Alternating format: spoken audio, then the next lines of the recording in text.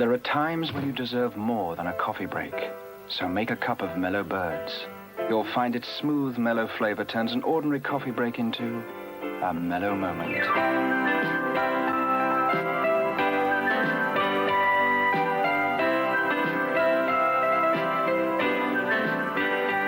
Mellow Birds for mellow moments. Every day should have some. Ah, yes, Mellow Moments. Now we're into the final third of the RAS. Let me just give it a bit of a touch up here. Beautiful cigar. Beautiful, burning nicely. And let us get up film 91. And if you remember, it was 23. We're going to continue. I was prepared, but always surprised.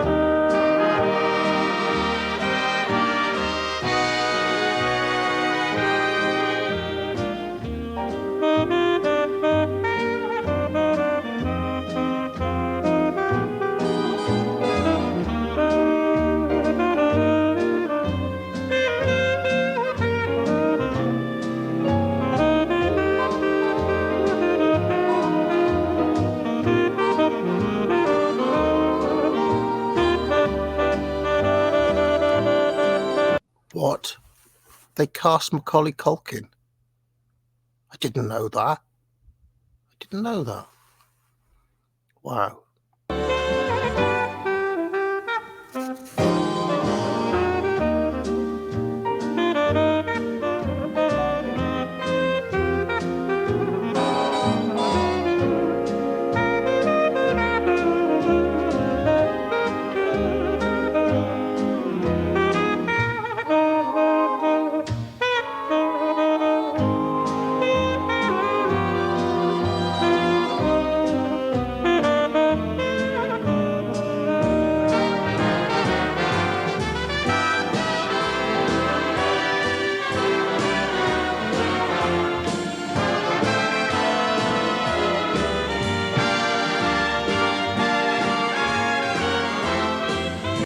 David Lean, Stone Cold legend.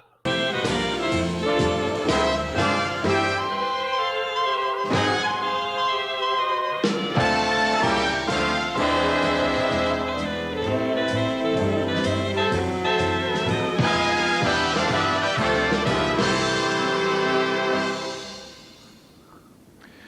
after that sad list of the late greats, perhaps we should all cheer ourselves up. Time enough later, I trust, to contemplate our own mortality.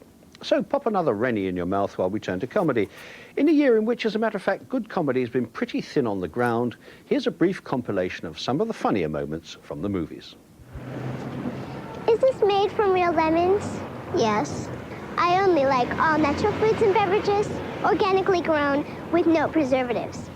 Are you sure they're real lemons? Yes. Well, I'll tell you what. I'll buy a cup if you buy a box of my delicious Girl Scout cookies. Do we have a deal? Are they made from real Girl Scouts? Bless me, Father, for I have sinned. It's been a month since my last confession. I've been with this band, and there's been a lot of cursing and blasphemy. And I've been neglecting my exams. And it's these three girls with the band. I've had lustful thoughts about all of them. And when I haven't seen this movie. It seems really... Commitment seems like a funny movie. I studied, I used to sing hymns. Now I'm always humming When a Man Loves a Woman by Marvin Gaye. Percy Sledge. Huh? It was Percy Sledge did that particular song. Thanks for having us. That was really generous. Sure. Thanks for coming. We thought it was neat. Neat? Yeah, really neat. Yeah. No one's ever described it quite that way. Hi. Yeah. Hi. Okay. Have fun tonight. I don't think we'll be making that other deal. Oh, really? Not neat enough for you? Not quite. No, we got to put the kids. We got to get with the kids. Okay. I'm gonna give them this. All right. No, I've never liked Madonna. I don't like her songs. Don't like her personality. Don't like how she looks. Not big on Madonna. If I had to give my pick of the 80s kind of pop stars, Prince. Prince is good. Got some time for Jacko. I like Kate Bush. I like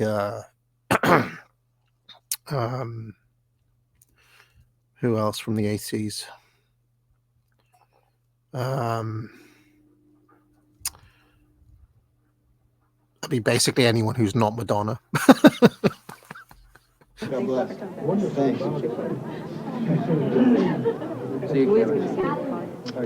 Neat? Anybody who says my show is neat has... I mean, of course, I like 80s Bowie as well. Let's Dance and Glass Spider Tour and Labyrinth era Bowie. If you go back on The Deepest Law, me and Dee, one of our great contributions to this world, nobody watched him, much to Dee's chagrin. Go and watch my Bowie series. Let's carry on. Go. You're just jealous. No. I could never be a woman because I just stay home and play with my breasts all day.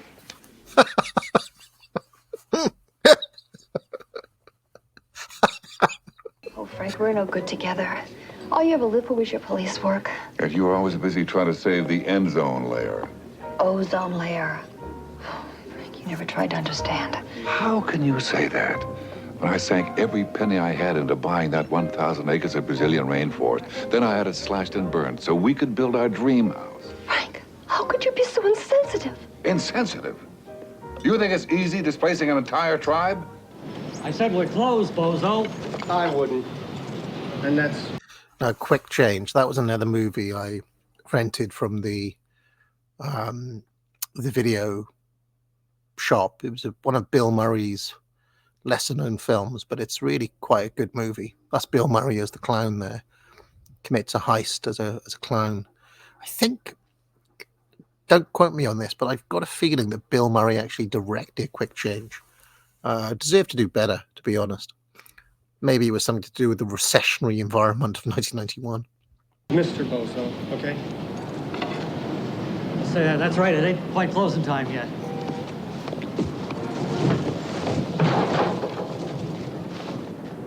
Hugh, let's not mess with me today, okay?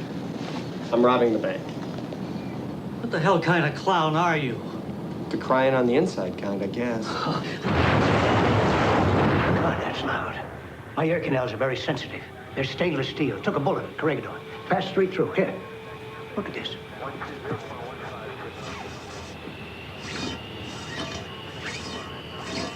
Huh?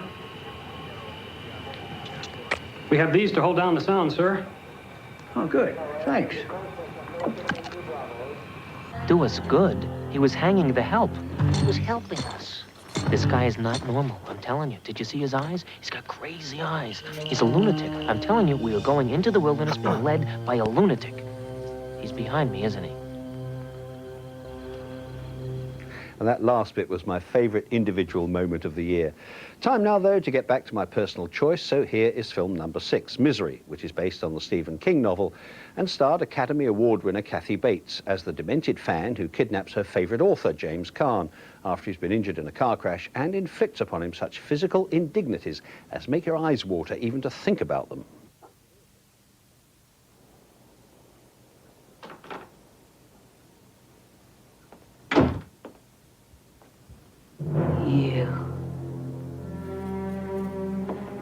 I like to think of Misery as a kind of metaphor for what's happened to Western civilization. Narky politics are this, AA. You dirty bird. How could you? She can't be dead. Misery Chastain cannot be dead. Annie, in 1871, women often died in childbirth. But her spirit is the important thing, and Misery's spirit is still alive. I don't want her dead! I want her! And you murdered her! No, I didn't.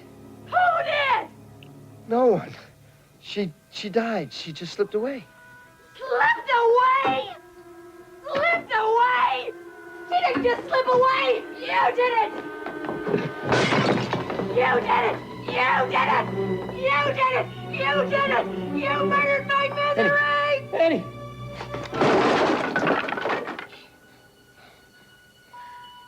I thought you were good, Paul. But you're not good. You're just another lying old dirty birdie. This just reminds me of being married. I am married. I was married before as well. I'll probably be married again as well. Fuck it. And I don't think I better be around you for a while.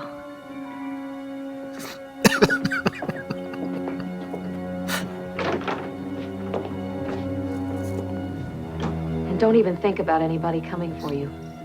Not the doctors, not your agent, not your family. Because I never called them. Nobody knows you're here.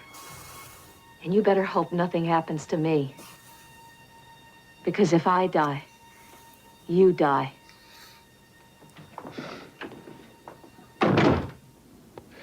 Right then, 6 down, 4 to go, so let's follow up swiftly with my film number 7. This is Sidney Lumet's Q&A.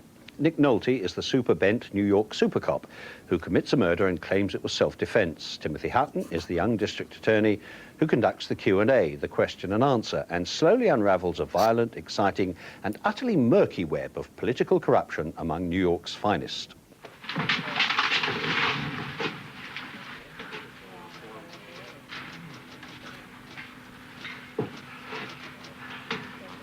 You're not the man your father was, Riley. You're siding with the shoe flies and the rats. You don't love cops, Riley. I love my father, Mike. Oh, Riley, you just love the idea of your father.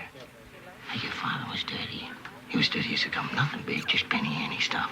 You know, free meals, place to coop. For a while, he was a bag man or about bad in the South Bronx. The normal stuff. He took home 100, 150 a week, that's all. But hell, what a cop. I mean, like me, he was the first to the door, the window, the skylight.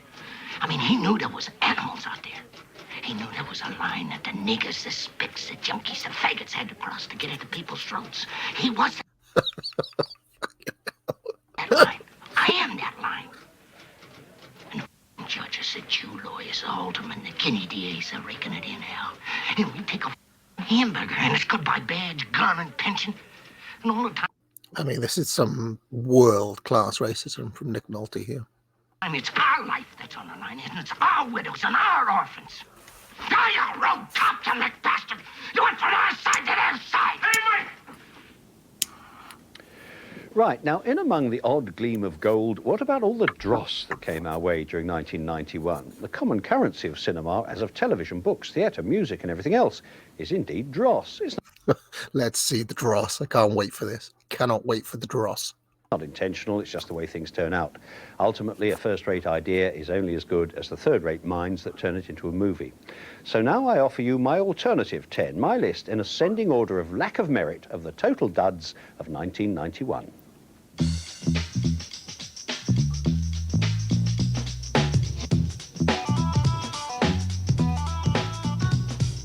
At 10, the rookie, Clint Eastwood, as an aged cop who should have been left to enjoy his bus pass in peace. Sad news, friends. The cigar is finished, finally. I was smoking the nub, but it's given up the ghost.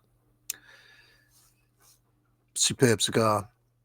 Probably on this outing, I'd give it about an 8 out of 10. 9, Rocky 5. It's official. Rocky has brain damage, and so after this garbage does the audience. 8, Life Stinks. Mel Brooks patronises the unemployed, the unemployable, and the mentally disturbed. Number 7, Omen 4. The devil is female, aged 8 and menstruates. All the evils of the world are caused by PMT. At 6, Curly Sue. Even gooier, even yuckier, even more sentimental than Home Alone. I rest my case. 5, Look Who's Talking Too. Look if you must, but do yourself a favour. Don't listen because there's nothing to hear. Number 4, Drop Dead Fred. Yes, Fred, please. That was another poster they gave me, and we had the video. I rented that. I watched Drop Dead Fred. I'll also mention the previous movie there, which was what was it? What was the previous movie? Look Who's Talking To. John Travolta was in that movie, and that's where his career was at this point. It's unbelievable what Pulp Fiction did for John Travolta in 1994. Number 4, Drop Dead Fred. Yes, Fred, please. 3, Problem Child, a truly unpleasant movie that seeks to extract mirth from the problems of a disturbed kid. 2, Men at Work, a classic example of inspiration drying up before they wrote the script. But at number 1, the undefeated, undisputed Turkey of the Year, Bonfire of the Vanities, Truc à la mode de Hollywood.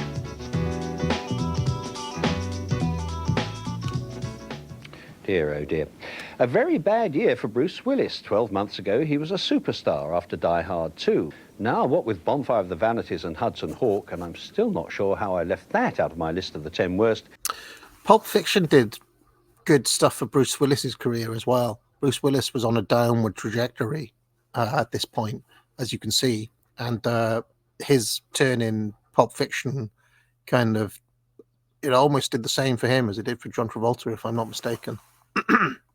He's rapidly becoming Bruce who? Charlie Sheen's not exactly laughing either. The Rookie, Men at Work and Navy SEALs. 3 turkeys, trussed and oven dressed. Whatever did happen to Charlie Sheen? A bad year too for Too much blow. That's what happened to Charlie Sheen. 90s golden girl Julia Roberts. 12 months ago, she was everyone's idea of a pretty woman. Now, after sleeping with the enemy and dying young, she has it all to prove. Now, Roberts, I believe, is a psyop inflicted on the American and global public, because I've never understood anything about the appeal of Roberts or why she's so highly paid or the rest of it. But anyway. Again, though by all accounts she's made a bit of a comeback as Tinkerbell in Steven Spielberg's Hook. Nevertheless, 1 year can bring a short, sharp shock in the movies. On a more encouraging note, 1991 also saw the emergence in significant numbers of black filmmakers led by Spike Lee with Boo, boo. No, I watched Boys in the Hood as well. It was another one I watched. I was into rap, of course. And, Ice Cube was in it, as well as Lawrence Fishburne as the kind of father figure. Anyway, it is 34:59. I reckon there's going to be one more episode in this. Join me again tomorrow for the exciting conclusion of Barry Norman's Film of the Year, 1991. So long, friends. There are times when you deserve more than a coffee break, so make a cup of Mellow Birds. You'll find its smooth, mellow flavor turns an ordinary coffee break into a mellow moment.